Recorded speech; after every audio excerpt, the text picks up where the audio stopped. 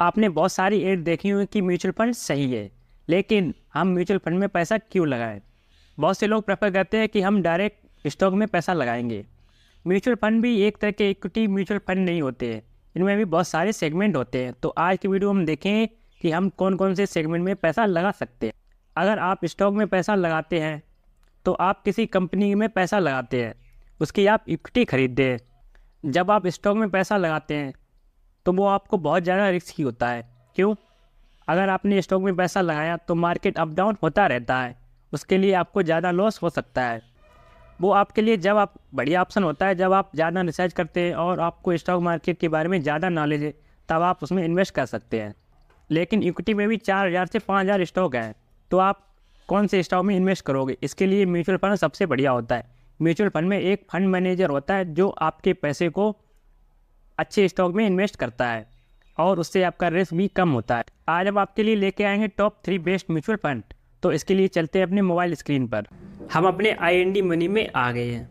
यहाँ से हम म्यूचुअल फंड पर क्लिक करेंगे तो यहाँ से आपको दिख रहा होगा कि यहाँ से इंडेक्स फंड है, निफ्टी 50, निफ्टी नेक्स्ट 50।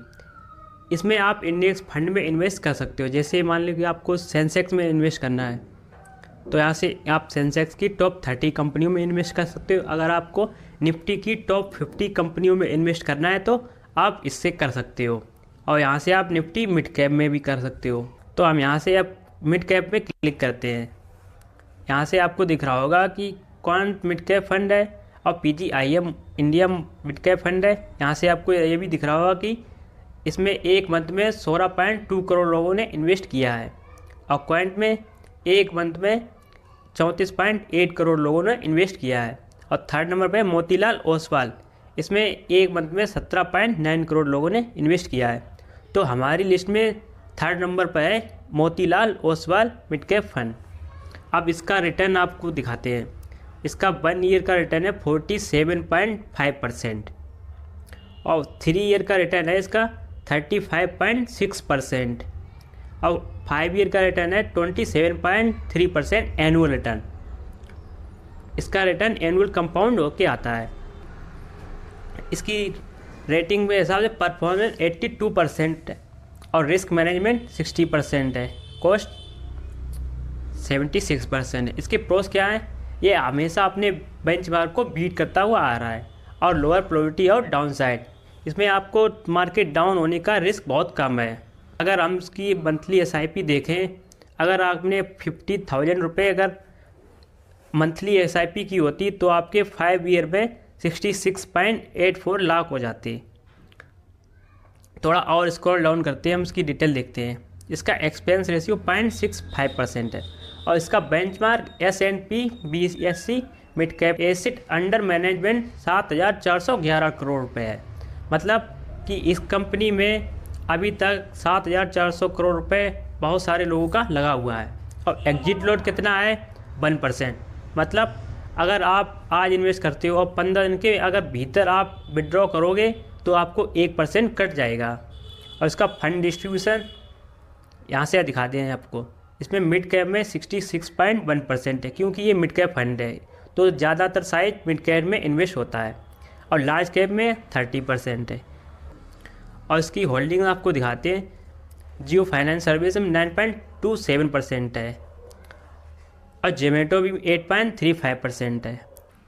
और उसने कंप्लीट एग्जिट कर दिया Aditya Birla fashion and retail limited, Ajanta pharma limited, Asian paint limited.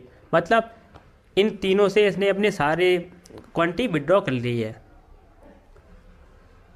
और एसिड एलोकेशन, जैसे स्मॉल कैप में इसने अपने एलोकेशन घटा दिया है, इसको 1.5 से 0.8% मतलब 1% घटा दिया है। अब मिड कैप में 68.3% से 66% मतलब 2% मिड कैप में भी घटा दिए। लार्ज कैप में इसने 26 से 30% मतलब 4% बढ़ा दिए और कैश एलोकेशन भी घटा दिया है। और टॉप सेक्टर हैं 25% टेक में है, 20% इंडस्ट्री और 16% फाइनेंशियल में। हमारा अगला म्यूचुअल फंड है एक flexi cap fund. Flexi cap और मल्टी कैप में क्या अंतर होता है? मतलब फ्लेक्सी कैप में ये है आप इनके मैनेजर हैं वो क्वांटिटी किसी में भी कितना भी सेक्टर में इन्वेस्ट कर सकते हैं, इसमें कोई लिमिट नहीं होती। ये मिड कैप में जैसे मान लो इक्विटी फंड है एक, उसमें एक लिखा हुआ होता है कि लार्ज कैप में 20% इन्वेस्ट करना ही करना है। इसमें ये स्मॉल कैप में भी 70% इन्वेस्ट कर सकते हैं। क्यों? फ्लेक्सी कैप में हमेशा ज़्यादा सा रिटर्न रहता है। तो इसमें से हम सिलेक्ट करते हैं पराग फ्लेक्सी कैप फंड को। इसका 140 करोड़ रुपए लास्ट मंथ में इन्वेस्ट हुआ है। तो इसका अगर हम 1 ईयर का रिटर्न देखें तो 38.6% है और 3 ईयर का रिटर्न 24.3% है और 5 ईयर का रिटर्न 24%, वो भी कंपाउंडिंग रिटर्न है। अगर आपने इसमें 10 लाख रुपए इन्वेस्ट किए होते तो 5 साल में 19.4 लाख रुपए हो जाते। और इसका एसेट अंडर मैनेजमेंट 52,007 करोड़ है। मतलब बहुत सारे लोगों ने इसमें इन्वेस्ट किया हुआ है। तो आप समझ सकते हो कि और इसकी मिनिमम SIP और लमसम आप 1,000 रुपये से स्टार्ट कर सकते हैं। इसका एग्जिट लोड 2% है। अभी हमने आपको दिखाया था उसका एग्जिट लोड सिर्फ 1% था, वो भी 1 से 15 दिन के अंदर। अगर 15 दिन के अंदर विड्रॉ करोगे तो 1% कटेगा, मतलब। और इसका 2% है 1 साल के भीतर अगर आप विड्रॉ करोगे। और वहीं अगर आप 1 से 2 साल के बीच विड्रॉ करोगे तो 300, तो आपको 1% एग्जिट लोड पे करना होगा। क्यों? ये जल्दी से विड्रॉ नहीं करते। और इसका फंड डिस्ट्रीब्यूशन देखो, लार्ज कैप में 71% है, स्मॉल कैप में 7.9% है, मिड कैप में 6.6। एसेट एलोकेशन, इसने मिड कैप में अपना एलोकेशन बढ़ा दिया है 6.4% से 6.6%। लार्ज कैप 71.4% कर दिया है। स्मॉल कैप में अपना एलोकेशन घटा दिया है और इसने अपने पास कैश भी 14.1% रखा है। और सेक्टर आपको दिख रहे होंगे, फाइनेंशियल सर्विस में 14%, टेक में 14% और कंज्यूमर साइकिल 12%। हमारी लिस्ट में फर्स्ट नंबर पर क्वाइंट स्मॉल कैप फंड। क्यों? अपने आप को पोर्टफोलियो में एक स्मॉल फंड को ज़रूर रखना चाहिए। क्यों? अगर आपने लॉन्ग टर्म इन्वेस्ट किया तो आप लार्ज कैप में इन्वेस्ट कर सकते हो 10 से 15 साल के लिए। अगर आपने मिड कैप में इन्वेस्ट किया तो आप लगभग 15 साल के लिए इन्वेस्ट कर सकते हो, मगर आपको स्मॉल कैप में ज़रूर इन्वेस्ट करना चाहिए। क्यों? इसमें रिस्क ज़्यादा हाई होता है लेकिन रिटर्न भी ज़्यादा हाई होता है। तो इसके लिए हमने एक स्मॉल कैप फंड को सिलेक्ट किया है, क्वाइंट स्मॉल कैप फंड। इसमें 1.5 लाख लोगों ने 125 करोड़ लास्ट मंथ में इन्वेस्ट किया है। तो इसके रिटर्न कैलकुलेट देखते हैं। इसका 1 ईयर का रिटर्न आपको 69.9%, लगभग 70% है। और 3 ईयर का रिटर्न 15% है और 5 ईयर का रिटर्न 38% है। इतना आपको लार्ज कैप और मिड कैप फंड में रिटर्न नहीं मिलेगा। ये हमेशा सा बढ़िया सा रिटर्न देता आया है और अपने बेंचमार्क को बीट करता हुआ आ रहा है। प्रोस, इसके कॉन्स क्या है? हाई वोलेटिलिटी, मतलब बहुत ज़्यादा रिस्क, और पुअर ट्रैक रिकॉर्ड, मतलब इसके बाद कैश बहुत कम रहता है।